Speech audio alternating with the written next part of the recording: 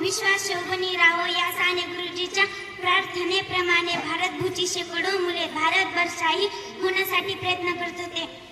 कोण राजकारणात रमला तर कोण समाजकारणात गुंतला तर शिक्षणासारख्या क्षेत्रात आपला देश प्रगत झाला पाहिजे म्हणून प्रयत्न करत होता. अशा अनेकापैकी एक होते डॉक्टर सर्वपल्ली राधाकृष्णन. आंध्र प्रदेशात आनंद झाला मॅडम. धन्यवाद सर्वांना माझ्याकडून शिक्षक दिनामुळे हार्दिक शुभेच्छा.